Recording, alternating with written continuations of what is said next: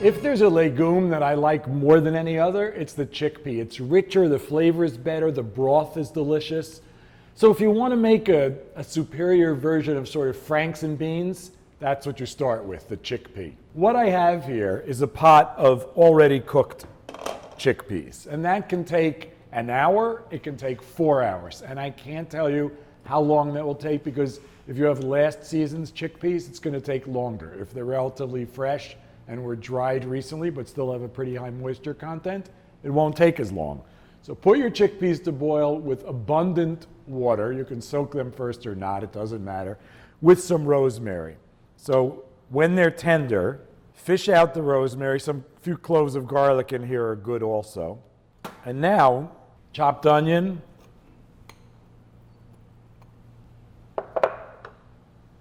chopped celery,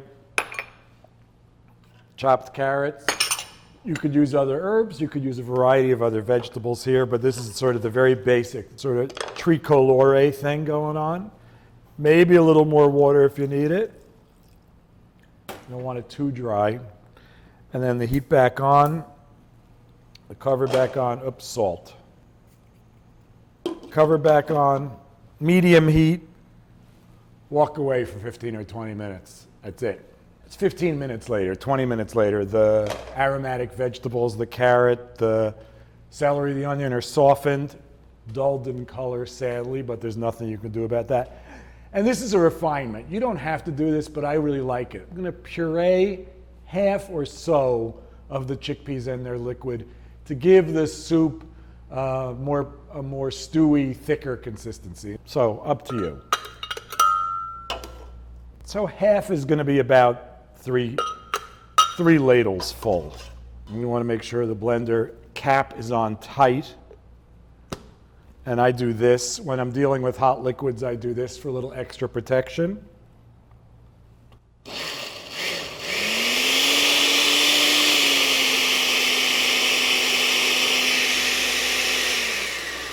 We just need a little more liquid. And since I'm kind of out of liquid in the pan,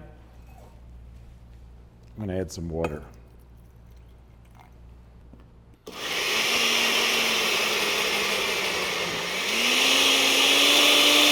Come on, baby.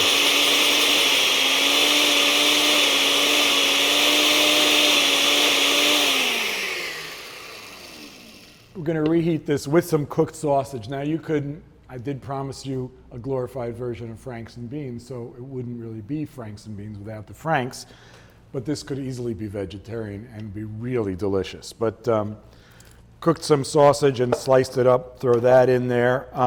You could use smoked sausage like kielbasa or linguiça and not bother to cook in advance, even salami, hot dog, real hot dogs, and a teaspoon or so of garlic, more if you like.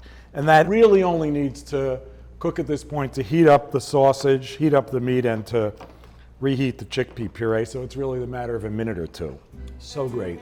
There's no other bean that can give you this kind of flavor.